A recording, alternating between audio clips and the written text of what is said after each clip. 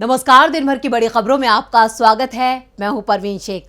आज इस बुलेटिन में बात होगी मणिपुर मुद्दे पर मोदी सरकार से नाराज सुप्रीम कोर्ट के, संसद में विपक्ष के आगे झुके सत्ता पक्ष की, बात करेंगे महाराष्ट्र में तेज हुए पीएम मोदी के विरोध की, लालू यादव के निशाने पर आए पीएम मोदी की, साथ ही जानेंगे ज्ञानवापी मस्जिद पर सीएम योगी के दिए बयान पर क्यों उठ रहे हैं सवाल। और बुलेटिन के आखिर में बात होगी कल होने जा रहे बड़े बदलावों की। इसके साथ ही और भी कई बड़ी खबरों से आपको करवाएंगे रूबरू, लेकिन तमाम बड़ी खबरों से पहले एक नजर सुर्खियों पर।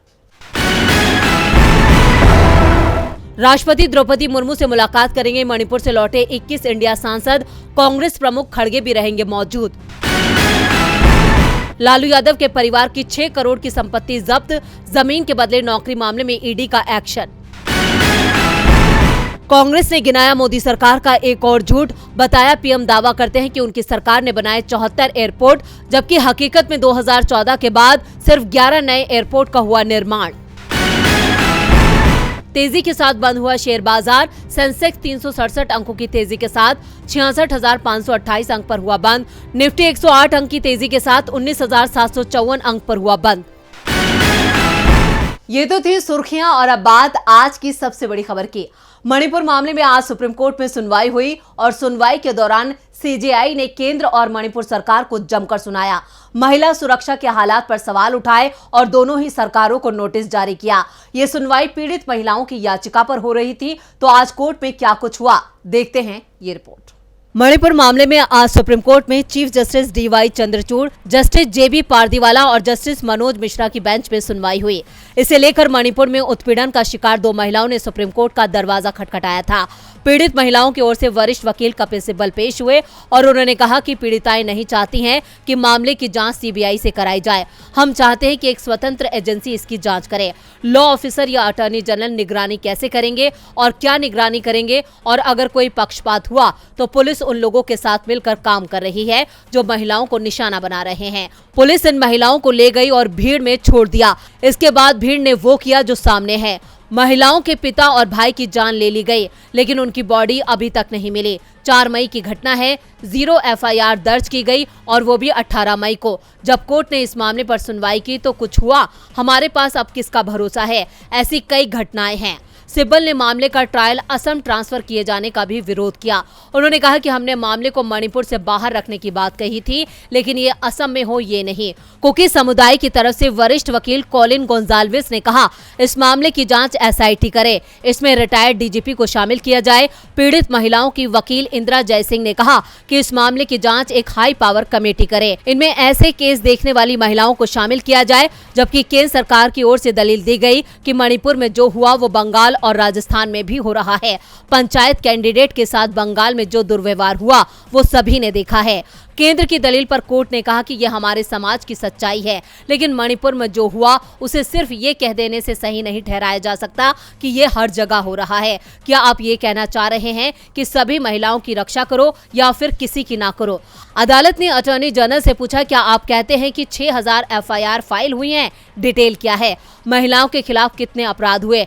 पब्लिक प्रॉपर्टी के नुकसान के कितने मामले हैं? हमें पूरी रिपोर्ट चाहिए। कोर्ट ने इसके साथ ही मणिपुर पर जांच कमेटी बनाने की बात कही, जिसमें महिला जज को भी शामिल किया जाएगा। केंद्र सरकार भी इस कमेटी में अपने नाम भेज सकती है।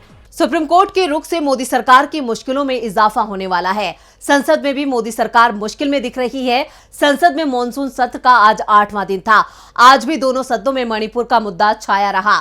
वहीं बीजेपी सरकार आज भी मणिपुर मुद्दे से भागती नजर आई। संसद के मानसून सत्र के 8वें दिन भी संसद के दोनों सदनों में बवाल देखने को मिला। सदन की कार्यवाही शुरू होने से पहले इंडिया गठबंधन ने बैठक की, जिसमें मणिपुर से लौटे गठबंधन के सदस्यों ने अपनी रिपोर्ट दी। जिसके बाद सदन शुरू होते ही विपक्ष ने मणिपुर का मुद्दा उठा दिया।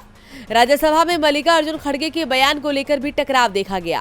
कांग्रेस सांसद जयराम रमेश ने कहा कि विपक्ष के नेता को भी सदन में बोलने नहीं दिया जा रहा है। सदन में सत्ता पक्ष के लोग खड़गे की आवाज को दबाने की कोशिश कर रहे हैं। इसे लेकर सदन में सभापति और कांग्रेस सदस्यों के बीच जमकर बहस भी हुई। इस बीच सभापति धनखड़ ने मणिपुर मामले में नियम 176 के तहत चर्चा कराने के प्रस्ताव को स्वीकार कर चर्चा भी शुरू करा दी, लेकिन विपक्ष नियम 267 के तहत चर्चा कराने पर अड़ गया और इसके बाद सदन में हंगामा शुरू हो गया। दरअसल विपक्ष सदन में प्रधानमंत्री नरेंद्र मोदी से मणिपुर पर बयान देने की मांग कर रहा है, लेकिन पीएम मोदी मानसून सत्र में अभी तक सदन में ही नहीं आए हैं। आज हंगामे के कारण संसद में दिल्ली अध्यादेश विधायक की जगह लेने वाला बिल भी पेश नहीं किया गया, लेकिन केंद्रीय मंत्री अनुराग ठाकुर ने लोकसभा में सिनेमेटोग्राफर संशोधन बिल 2023 को लोकसभा में जरूर पेश कर दिया। राज्यसभा में ये पहले ही पास हो चुका है। इस बीच विपक्षी सांसद अब लोकसभा स्पीकर और राज्यसभा के सभापति से मिलने की तैयारी में हैं। विपक्षी सांसदों की मांग है कि उन्हें मणिपुर के जमीनी हालात पर बोलने की इजाजत दी जाए। इसी के साथ कांग्रेस के सांसद रणदीप सुरजेवाला ने कहा कि 68 सांसदों ने मणिपुर पर चर्चा के लिए नोटिस दिया था, लेकिन सरकार इससे भाग रही है और वे चर्चा चाहते हैं। संसद में कल भी हंगामे के आसार हैं, वहीं कल महाराष्ट्र में भी पीएम मोदी के विरोध के आसार हैं। दक्षिण के राज्यों के बाद अब महाराष्ट्र में भी पीएम मोदी का विरोध देखने को मिल रहा है। कल पीएम मोदी पुणे की यात्रा पर हैं, लेकिन पुणे पहुंचने से पहले ही उनका विरोध शुरू हो गया है। उनके खिलाफ पुणे के कई इलाकों में मोदी वापस जाओ के पोस्टर लगे हैं। क्या है पूरी खबर, देखते हैं ये रिपोर्ट। पीएम मोदी मंगलवार को पुणे की यात्रा पर रहेंगे, लेकिन उनके पुणे पहुंचने से पहले ही वहां उनका विरोध शुरू हो गया है। युवा कांग्रेस कार्यकर्ताओं ने शहर भर में पोस्टर लगाए हैं, जिन पर मोदी वापस जाओ लिखा है। कांग्रेस की युवा शाखा ने मणिपुर में अशांति के विरोध में पुणे शहर के कुछ हिस्सों में पोस्टर लगाए हैं। मणिपुर समेत कई मुद्दों के विरोध में पुणे में पोस्टर लगाए गए हैं। एक पोस्टर पर लिखा था कि मिस्टर प्राइम मिनिस्टर वापस जाओ। एक अन्य पोस्टर में लिखा था कि मिस्टर प्राइम मिनिस्टर मणिपुर जाएं, संसद का सामना करें। इन पोस्टरों को हटाने के लिए पुणे नगर निगम एक्शन में आ गया है। आपको बता दें कि मणिपुर समेत विपक्ष कई अन्य मुद्दों पर केंद्र सरकार के खिलाफ विरोध प्रदर्शन कर रहा है। इन मुद्दों में महिलाओं के खिलाफ बढ़ते अपराध, बेरोजगारी और अन्य मुद्दे शामिल हैं। पीएम मोदी मंगलवार को पुणे जाएंगे और दगड़ू सेठ मंदिर में पूजा करेंगे। पीएम मोदी को लोकमान्य तिलक राष्ट्रीय पुरस्कार से सम्मानित किया जाएगा और वो कई विकास योजनाओं की आधारशिला भी रखेंगे। लोकमान्य तिलक की विरासत का सम्मान करने के लिए 1983 में लोकमान्य तिलक राष्ट्रीय पुरस्कार की स्थापना की गई थी। ये राष्ट्र की प्रगति और विकास में उल्लेखनीय और असाधारण योगदान के लिए दिया जाता है। ये सम्मान हर साल 1 अगस्त यानी लोकमान्य तिलक की पुण्यतिथि पर दिया जाता है। इस मौके पर विपक्षी दलों के गठबंधन इंडिया ने मंगलवार को पीएम मोदी के दौरे के खिलाफ विरोध प्रदर्शन की योजना बनाई है। विपक्षी गठबंधन के सदस्यों ने एक विज्ञप्ति में कहा कि पीएम मोदी के पास विदेश जाने का वक्त है, लेकिन मणिपुर जाने का नहीं। आपको बता दें कि मणिपुर में 3 मई से जातीय संघर्ष जारी है और अब तक 160 से ज्यादा लोगों की जान जा चुकी है, जबकि सैकड़ों लोग विस्थापित हुए हैं जो राहत शिविरों में रह रहे हैं। मोदी के विरोध ने बीजेपी की चिंता बढ़ा दी है, तो आरजेडी प्रमुख लालू यादव ने भी पीएम मोदी की चिंता बढ़ा रखी है। लालू ने पीएम मोदी की विदेश यात्राओं को लेकर तंज कसा है, जिसकी चर्चा सियासी गलियारों में खूब हो रही है। तो क्या कहा है लालू प्रसाद यादव ने, देखते हैं ये रिपोर्ट। 2024 में होने वाले लोकसभा चुनाव को लेकर बीजेपी को सत्ता से उखाड़ फेंकने के लिए 26 दलों ने एक होकर इंडिया नाम के गठबंधन का ऐलान कर दिया और आरजेडी सुप्रीमो लालू यादव ने चुनावों में बीजेपी की हार का ऐलान भी कर दिया है। आरजेडी अध्यक्ष लालू प्रसाद यादव ने प्रधानमंत्री नरेंद्र मोदी पर तंज कसते हुए कहा कि प्रधानमंत्री लोकसभा चुनाव में हार को लेकर चिंता में हैं, इसलिए विदेश में ठिकाना तलाश रहे हैं। उन्होंने पीएम मोदी के विदेशी दौरों का जिक्र करते हुए ये भी कहा कि मोदी जी पद छोड़ने की योजना बना रहे हैं। यही कारण है कि वो बार बार विदेशों के दौरे कर रहे हैं। वो बाहर ऐसी जगह ढूंढ रहे हैं जहां वो आराम कर सके, पिज्जा, मोमोज और चाउमीन का आनंद ले सके। लालू यादव ने कहा कि अगले महीने मुंबई में होने वाली इंडिया की अगली बैठक का वो इंतजार कर रहे हैं। इस बैठक में लालू बिहार के मुख्यमंत्री नीतीश कुमार के साथ शामिल होंगे। लालू प्रसाद यादव इतने पर भी नहीं रुके। उन्होंने ये भी आरोप लगाया कि पीएम नरेंद्र मोदी संविधान को नष्ट करने की कोशिश कर रहे हैं, लेकिन हम इस कोशिश को विफल कर देंगे। हमें एकता बरकरार रखते हुए भाजपा को हराना चाहिए। तो वहीं मणिपुर की घटना का जिक्र करते हुए लालू यादव ने कहा कि वहां चल रहे टकराव के लिए केंद्र सरकार जिम्मेदार है। लालू यादव का ये तंज मोदी सरकार को नागवार गुजरा है। इधर सीएम योगी का ज्ञानवापी मस्जिद पर दिया बयान कई लोगों को नागवार गुजरा है। ज्ञानवापी का मामला यूपी की जिला अदालत से लेकर हाईकोर्ट में चल रहा है। एएसआई के सर्वे को लेकर हाईकोर्ट 3 अगस्त को फैसला सुनाने वाला है, लेकिन इससे पहले यूपी के सीएम योगी आदित्यनाथ ने ऐसा बयान दिया है जिस पर हंगामा खड़ा हो गया है। ज्ञानवापी मस्जिद को लेकर सीएम योगी आदित्यनाथ के बयान पर बवाल मच गया है। सीएम योगी ने ज्ञानवापी को सीधे सीधे मस्जिद ही मानने से इनकार कर दिया है। उन्होंने दावा किया है कि अगर ज्ञानवापी को हम मस्जिद कहेंगे तो विवाद होगा।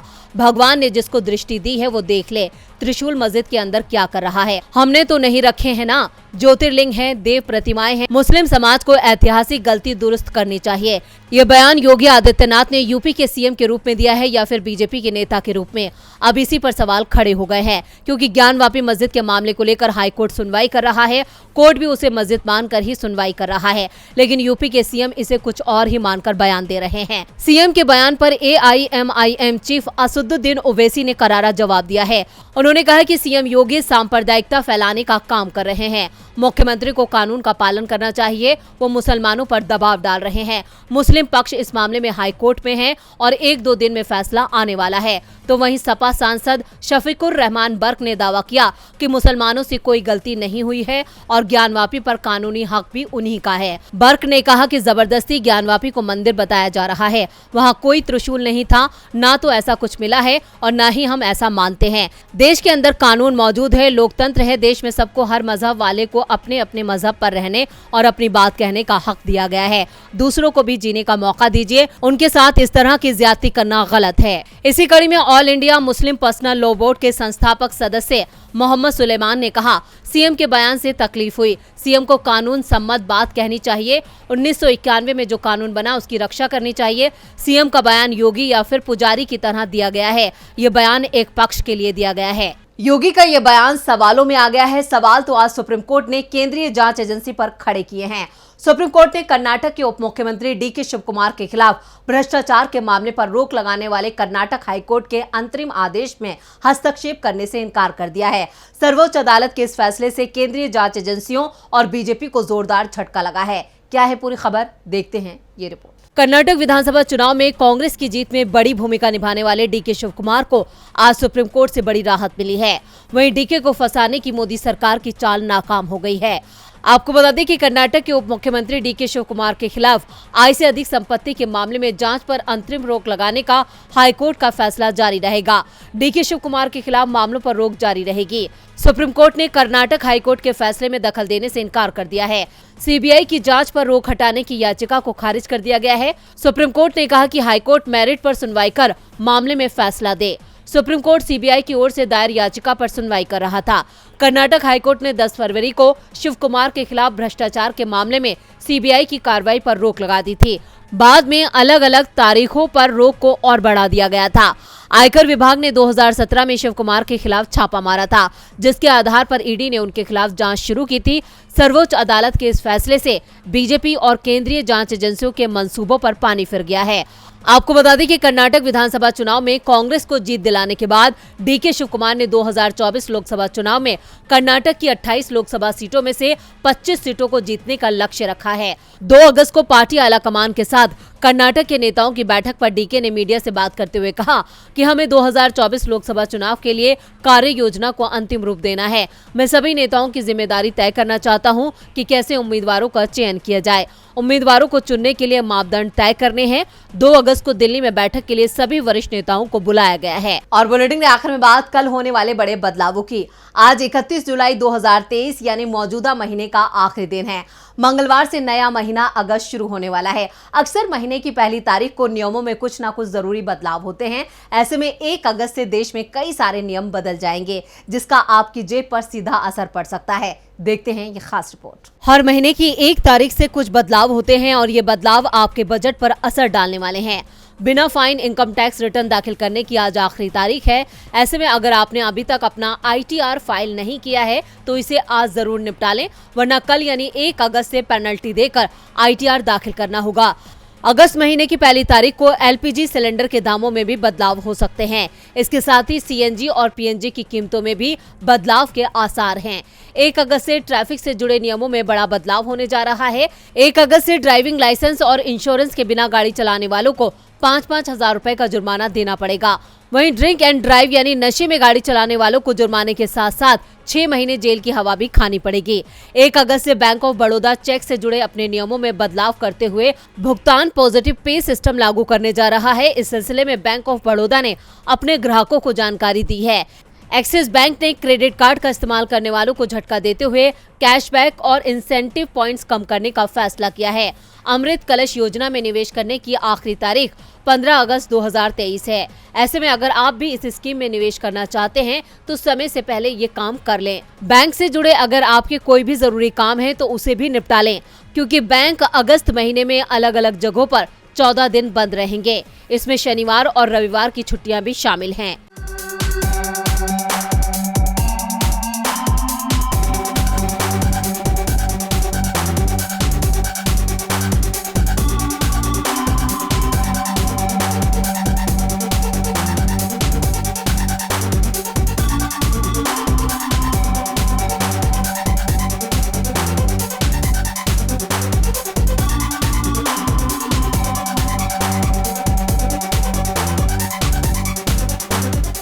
दिन भर की है ऐसी कौन सी खबर जिस पर पड़ी तिरछी नजर। देखिए मेरे यानी इरफान के साथ सिर्फ डीवी लाइव पर जल्द ही। तो आज इस बुलेटिन में इतना ही। देखते रहिए डीवी लाइव। नमस्कार।